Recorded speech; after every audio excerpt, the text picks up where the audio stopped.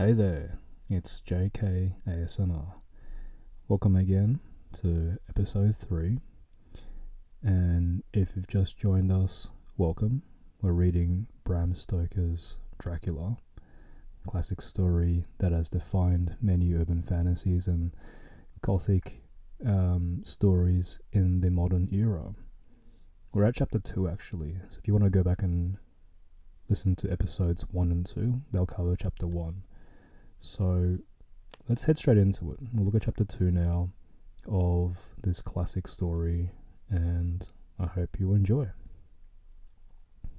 Chapter 2. Jonathan Harker's Journal continued. 5th of May. I must have been asleep, for certainly if I had been fully awake I must have noticed the approach of such a remarkable place.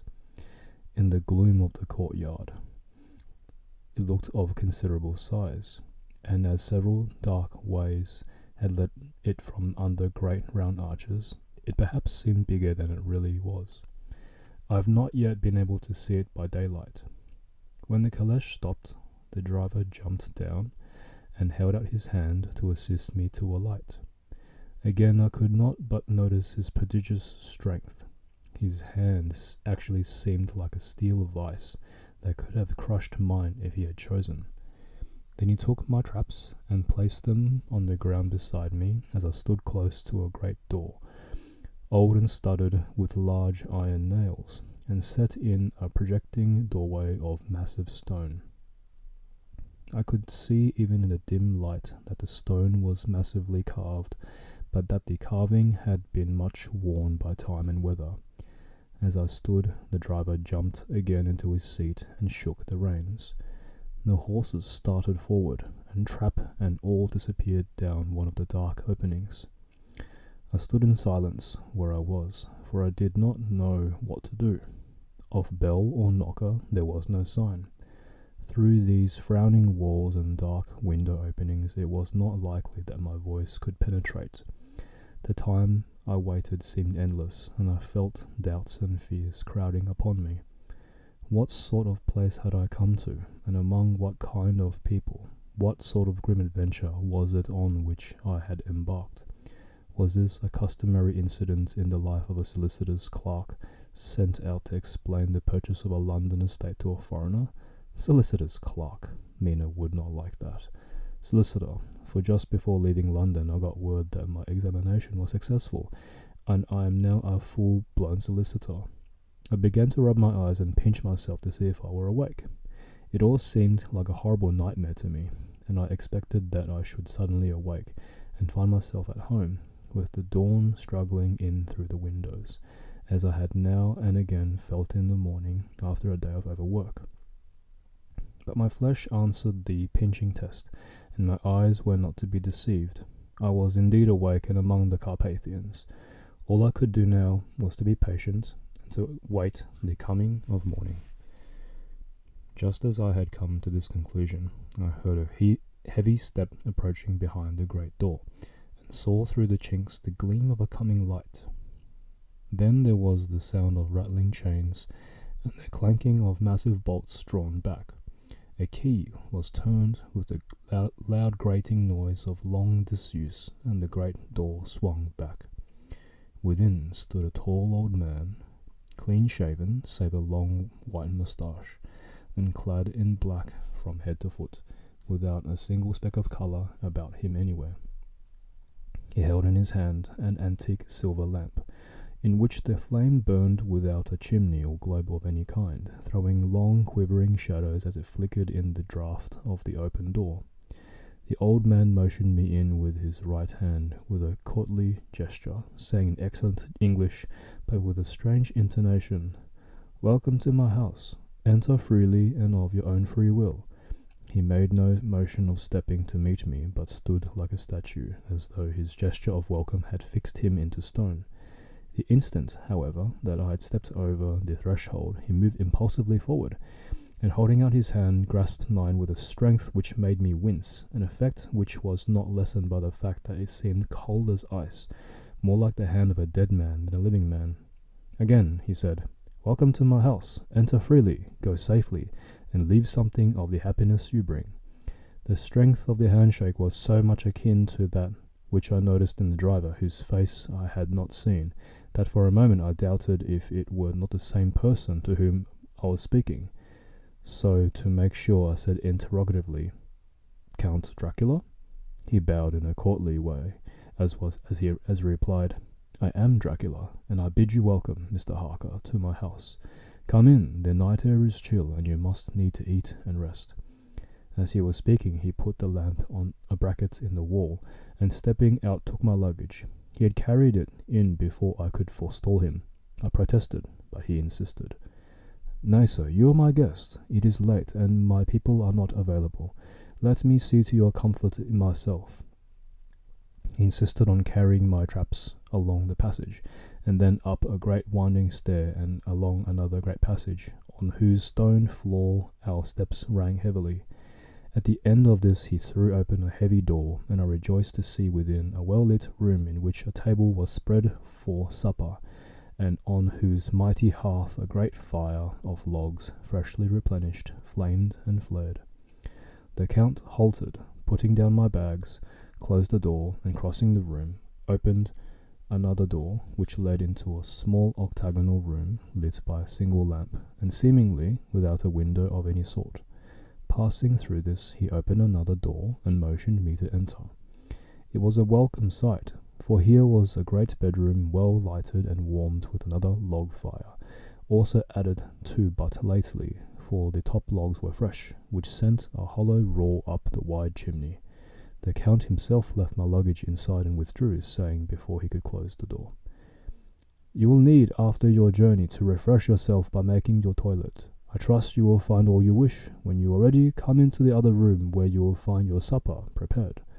The light and warmth and the Count's courteous welcome seemed to have dissipated all my doubts and fears. Having then reached my normal state, I discovered that I was half famished with hunger. So, making a hasty toilet, I went into the other room. I found supper already laid out.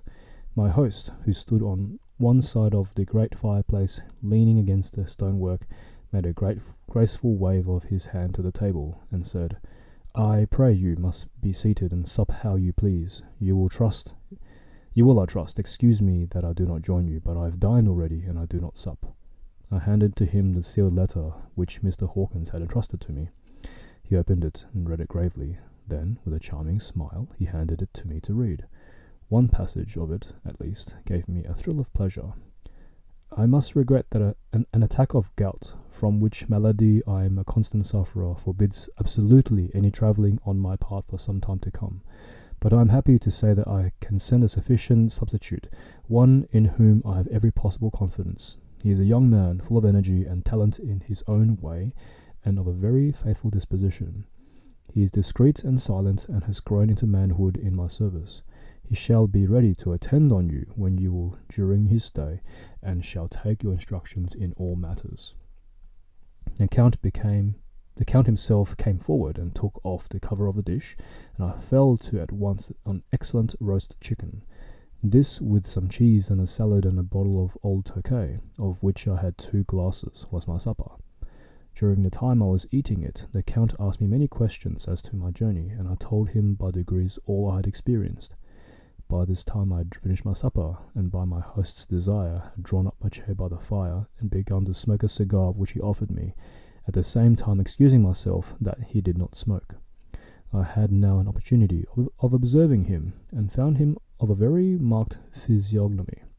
His face was a very strong aquiline, with high bridge of the thin nose and peculiarly arched nostrils, with lofty domed forehead, and hair growing scantily around the temples, but profusely elsewhere.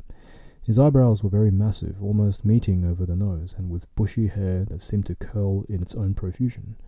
The mouth, so far as I could see under the heavy moustache, was fixed and rather cruel-looking, with peculiarly sharp white teeth, these protruding over the lips, whose remarkable ruddiness showed astonishing vitality in a man of his years.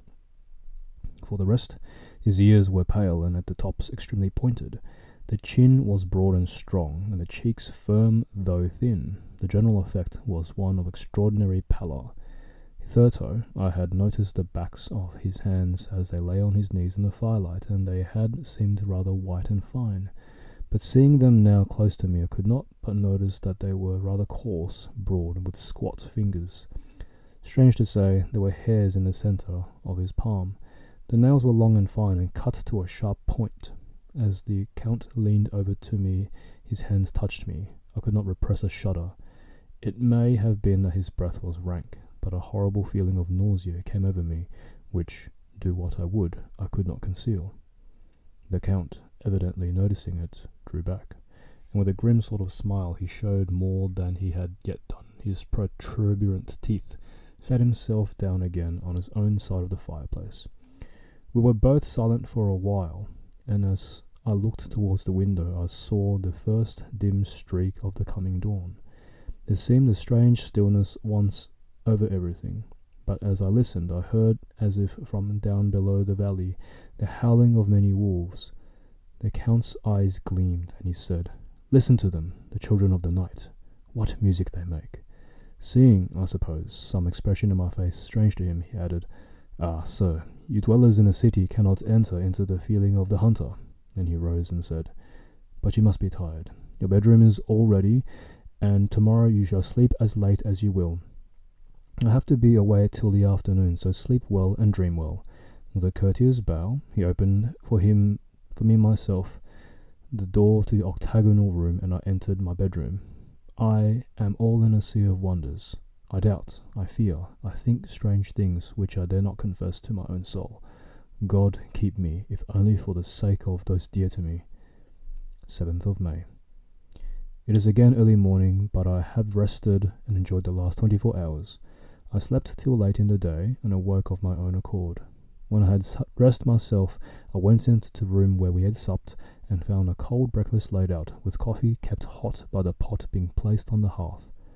There was a card on the table on which was written, "I have to be absent for a while. Do not wait for me. D." I set to and enjoyed a hearty meal. When I had done, I looked for a bell so that I might let the servants know I had finished. But I could not find one. There are certainly odd deficiencies in the house, considering the extraordinary evidences of wealth which are around me.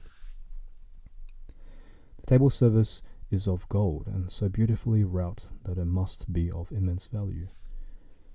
The curtains and upholstery of the chairs and sofas, and the hangings of my bed are of the costliest and most beautiful fabrics, and must have been of fabulous value when they were made, for they are centuries old, though in excellent order. I saw something like them in Hampton Court, but they were worn and frayed and moth-eaten. But still, in none of the rooms is there a mirror. There is not even a toilet glass on my table, and I had to get the little shaving glass from my bag before I could either shave or brush my hair. I have not yet even seen a servant anywhere, or heard a sound near the castle except for the howling of the wolves. Some time after I had finished my meal, I do not know whether to call it breakfast or dinner, for it was between 5 and 6 o'clock when I had it, I looked about for something to read, for I did not like to go about the castle until I had the Count's permission. There was absolutely nothing in the room, book, newspaper, or even writing materials, so I opened another door in the room and found a sort of library. The door opposite mine I tried, but found locked. In the library I found, to my great delight, a vast number of English books, whose shelves full of them, and bound volumes of magazines and newspapers. A table in the centre was littered with English magazines and newspapers, though none of them were of very recent date. The books were of the most varied kind: history, geography, politics, political economy, botany, geology, law, all relating to England and English life and customs and manners. There were even such books of reference as the London Directory, the Red and Blue Books, Whitaker's Almanac, the Army and Navy lists, and it somehow gladdened my heart to see it, the Law List. Whilst I was looking at the books, the door opened, and the Count entered. He saluted me in a hearty way, and hoped that I had had a good night's rest. Then he went on. "I am glad you found your way in here, for I am sure there is much that will interest you. These companions," and he laid his hand on some of the books, have been good friends to me, and for some years past, ever since I had the idea of going to London, have given me many, many hours of pleasure. Through them I have come to know your great England, and to know her is to love her. I long to go through the crowded streets of your mighty London, to be in the midst of the whirl and the rush of humanity, to share its life, its change, its death, and all that makes it what it is. But alas, as yet I only know your tongue through books. To you, my friend, I look that and I know it to speak. But Count, I said, you know and speak English thoroughly. He bowed gravely. I thank you, my friend, for your all too flattering estimate, but yet I fear that I'm but a little way on the road I would travel. True, I know the grammar and the words, but yet I know not how to speak them. Indeed, I said, you speak excellently. Not so, he answered. Well, I know that, did I move and speak in your London, none there are who would not know me for a stranger. That is not enough for me. Here I am noble. I am a boyar. The common people know me, and I am master. But a stranger in a strange land, he is no one. Men know him not, and to know not is to care not for. I am content if I am like the rest, so that no man stops if he sees me, or pauses in his speaking if he hears my words. Ha ha, a stranger! I have been so long master that I would be master still, or at least that none other should be master of me.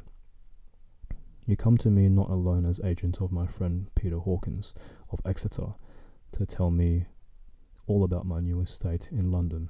You shall, I trust, rest here for a while, so that by our talking I may learn the English intonation, and I would that you tell me that when I make error, even of the smallest, in my speaking.